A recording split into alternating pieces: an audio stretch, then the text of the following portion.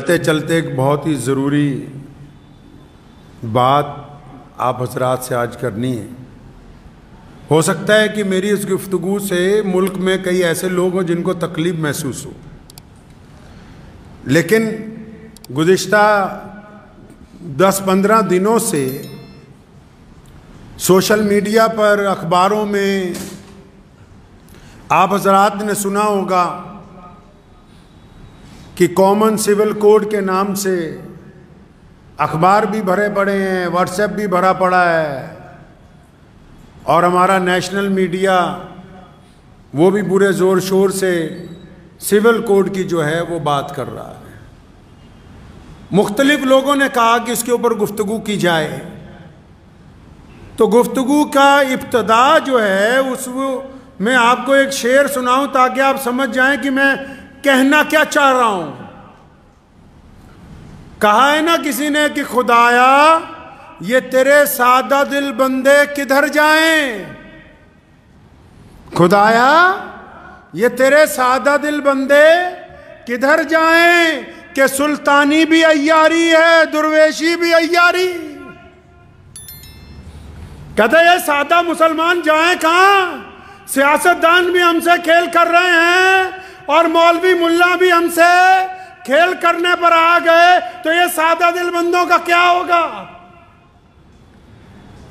पिछले 15 दिन से मीडिया ने एक माहौल तैयार कर दिया टीवी पर, व्हाट्सएप के ऊपर, कि जी कॉमन सिविल कोड आ रहा है, मुसलमानों की ये हो जाएगा, और बड़े बड़े लोग इसमें, गिनती के चंद मुखलिस लोगों को छोड़कर बड़े बड़े लोग इसमें आ गए मुसलमानों की तरफ से कि ऐसा होने वाला है, वैसा होने वाला है। कोई मुसलमानों को डरा रहा है, कोई मुसलमानों को उकसा रहा है, कोई मुसलमानों को धमका रहा है। अरे अल्लाह के बंदे, करना क्या चाहते हो, क्या बताना चाहते हो कौम को। बात कॉमन सिविल कोड लाने वालों की नहीं कर रहा हूं, बात कॉमन सिविल कोड के जरिए मुसलमानों की सियासत में मुसलमानों को बेवकूफ बनाने वालों की कर रहा हूं।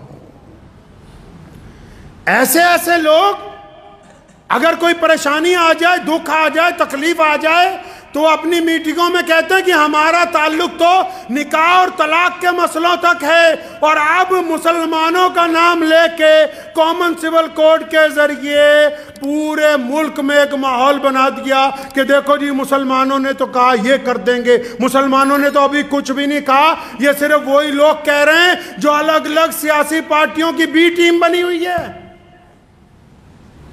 हैरत की बात है, आपको मैं बताना चाहता हूं, अलग अलग तरह के मैसेज आ रहे हैं, मौलवियों को आ रहे हैं कि जुमे की नमाज में बताओ इस्लाम को खतरा है, इस्लाम को खतरा है या तुम्हारी कुर्सी को खतरा है। फिलहाल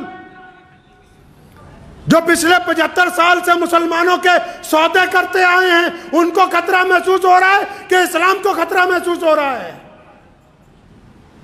बहुत सारे लोग समझ रहे होंगे कि हम तो समझ रहे थे कि लुधियाना से पैगाम आएगा कि कॉमन सिविल कोड के खिलाफ सड़कों पर उतरो।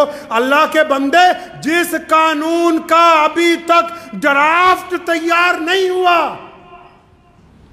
ड्राफ्ट समझते हैं, जिस कानून का खाका नहीं बना, जिस कानून को तहरीरी तौर पर अभी पार्लियामेंट में लाया नहीं गया, जिस कानून की अभी रूपरेखा बनी नहीं है, आपने और आपके साथ मीडिया वालों ने मिलके पूरा हवा खड़ा कर दिया कि जी मुसलमानों के खिलाफ कॉमन सिविल कोड आएगा तो मुसलमानों का ये हो जाएगा, वो हो जाएगा। मैं मुसलमानों को कहना चाहता हूं कि जो लोग पोलराइजेशन की सियासत कर रहे हैं, मुसलमानों का नाम लेकर देश में बांटने की बात कर रहे हैं, ऐसे लीडरान के पीछे, ऐसे मौलवियों के पीछे चलने की कोई जरूरत नहीं।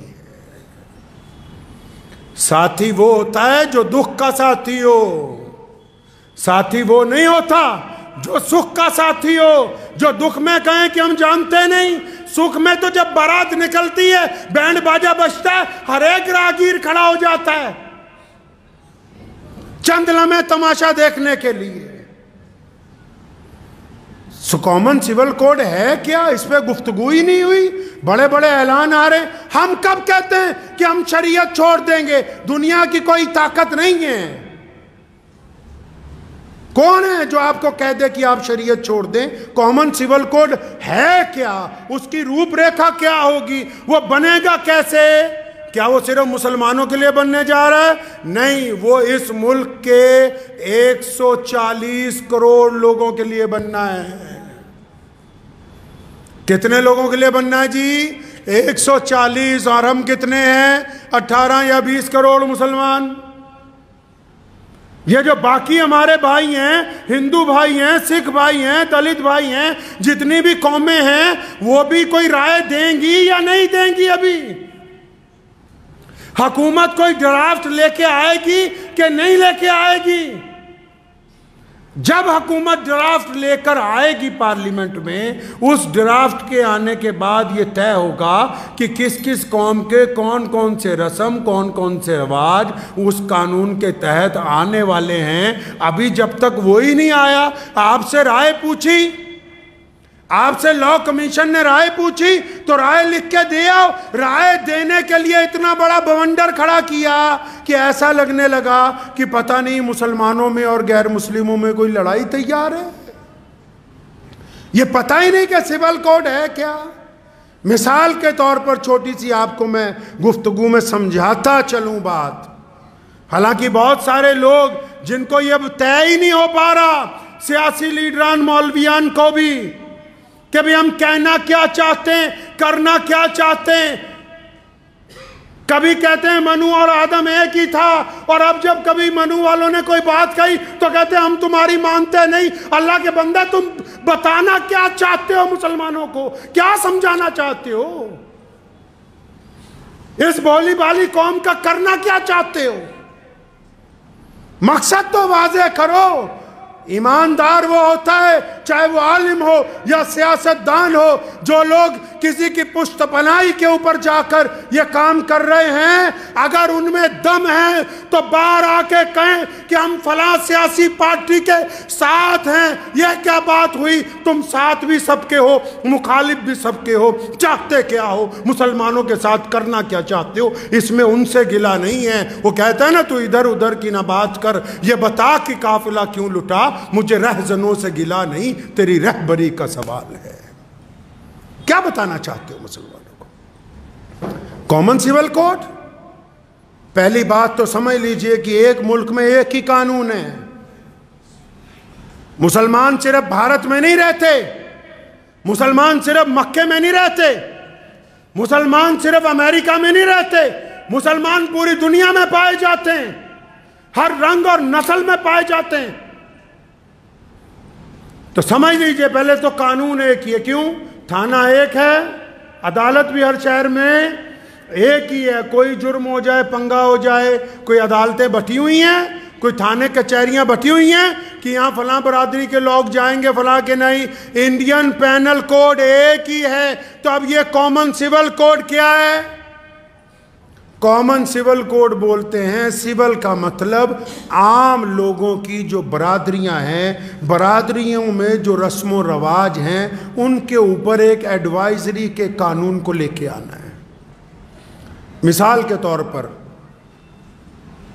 कोई बरादरी है या कोई मज़हब है, वो कहता जी सिर के ऊपर टोपी पहन लो। जैसे हम कहते हैं सिर पे टोपी रखो नमाज के टाइम, रख लीजिए। अब अगर कोई नमाजी कहे तो मैं नहीं रखता, एडवाइस है कि रख लो, नहीं रखते तो कोई धक्केशाही नहीं है। कॉमन सिविल कोड में अगर ये आ गया कि इद्दत गुजारने की इजाजत नहीं देती सरकार, लेकिन जिस बेटी ने इद्दत गुजारनी है, जब वो खुद कहती कि मैं अल्लाह और उसके रसूल के हुक्म में आके इद्दत गुजारूंगी, तो उसके साथ जबरदस्ती नहीं है। 3 तलाक का कानून आया, मान लिया कि पार्लियामेंट में पास हो गया, 3 तलाक अगर किसी घर में हो गई, अगर मियाँ बीवी दोनों शरीयत के पाबंद हैं, वो कहते हैं कि हमसे गलती हो गई, हम शरीयत के पाबंद हैं, तो उनको कौन छेड़ सकता है? अगर इन दोनों में से कोई शरीयत का पाबंद नहीं है तो बीवी को इख्तियार है वो जाके वहाँ मुकदमा कर दे, क्योंकि पार्लियामेंट में कानून बना दिया गया 3 तलाक का। जो सिविल कानून होते हैं वो इख्तियारी होते हैं कि वो इख्तियार किए जाएंगे या इख्तियार नहीं किए जाएंगे।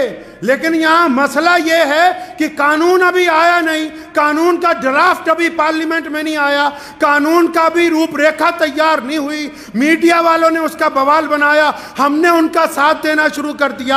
आप तो खुद कहते थे कि उन लोगों का साथ न बनो, उनके हिस्सेदार न बनो जो मुल्क में बांटने की बात करते हैं। यह क्या बात हुई कि सियासतदानों ने गेंद फेंकी और आप सारे के सारे उसके साथ खेलने लगे और इतना बड़ा हवा मुसलमानों के लिए सिर्फ खड़ा कर दिया कि कॉमन सिविल कोड आ रहा है, फलां तारीख तक राय दे दो, फलां तारीख तक फार्म भर दो। अगर फार्म नहीं भरेंगे तो क्या हम किराएदार हैं भाई? हमें निकाल देंगे कोई? किराए पे हैं? कौन सी राय देने जा रहे हो? अगर वाकई, मैं बड़े अदब से कहना चाहता हूं, वाकई अगर मुसलमानों का लीडर बनना चाहते हैं जो लोग इस मुल्क में, जो बार बार दावे करते हैं कि हमारे पेट में मुसलमानों का बड़ा दर्द है, बड़ी हम तकलीफ महसूस करते हैं, हमें रात को नींद नहीं आती, तो मियाँ साहब कौम की क़यादत सिर्फ मस्जिद में बैठ के नहीं होगी। रसूलुल्लाह की सुन्नत है आला तरीन दीनी सियासत को अमल में लाना। अगर आप में वाकई कौम का दर्द है तो 2024 का इलेक्शन आ रहा है, अपने इलाके में जाइए, इलेक्शन लड़िए, मेंबर पार्लियामेंट बनिए, क्योंकि जो बाहर बैठ के आप प्रेस कॉन्फ्रेंस में बातें करते हैं वो सरकार तक सही तरह नहीं पहुंचती। जब आप पार्लियामेंट में बैठ के अपना दुख दर्द सुनाएंगे तो फिर सरकार भी सुनेगी, दुनिया भी सुनेगी और उसको सुनाने का कोई फायदा भी होगा। तो मैं तो मुसलमानों से ये बस गुजारिश कर रहा हूं आज कि जब तक कॉमन सिविल कोड का ड्राफ्ट नहीं आ जाता, ड्राफ्ट, मेरा मकसद ये नहीं है कि नौज़बिल्लाह हम शरीयत को नहीं मानेंगे। शरीयत तो 1450 साल से चल रही और क़यामत तक अल्लाह ने चाहा चलती रहनी है। ये जब तक इसका ड्राफ्ट नहीं आता तो आप भी और दूसरी कौमें भी अपनी नाराजगी का इजहार तो तब करेंगी ना जब ड्राफ्ट आएगा, जब वो बात रखी जाएगी पार्लियामेंट के अंदर। तो मैं मुसलमानों से ये कहना चाह रहा हूं, जो व्हाट्सएप खेल रहे हैं वो लोग भी, जो सोशल मीडिया पर लगे हुए हैं, जो बांट रहे हैं कौमों को, जो नेशनल मीडिया के अंदर बैठ के हिंदू मुस्लिम खेल रहे हैं, उनको कहना चाहता हूं कि मुसलमानों को इस नापाक सियासत का हिस्सा मत बनाएं। और मुसलमानों को भी कहना चाहता हूं कि आप इस नापाक सियासत का हिस्सा मत बनिए। जब ड्राफ्ट आएगा, ड्राफ्ट में अगर कोई ऐसी बात जो आपको लगे कि वो शरीयत के खिलाफ है, तो फिर इस मुल्क के कानून ने आपको हक दिया है कि आप अपना एतराज़ दर्ज करवाइए, आप अपनी बात रखिए। ड्राफ्ट आने से पहले किसी भी ऐसी सियासी मुहिम का हिस्सा बनने की बिल्कुल कोशिश ना कीजिए। दुआ कीजिए कि अल्लाह ताला मुझे भी और आप सबको भी इस पर अमल की तौफीक अता फरमाए। व आखिर दावाना अनिल हम्दुलिल्लाहि रब्बिल आलमीन।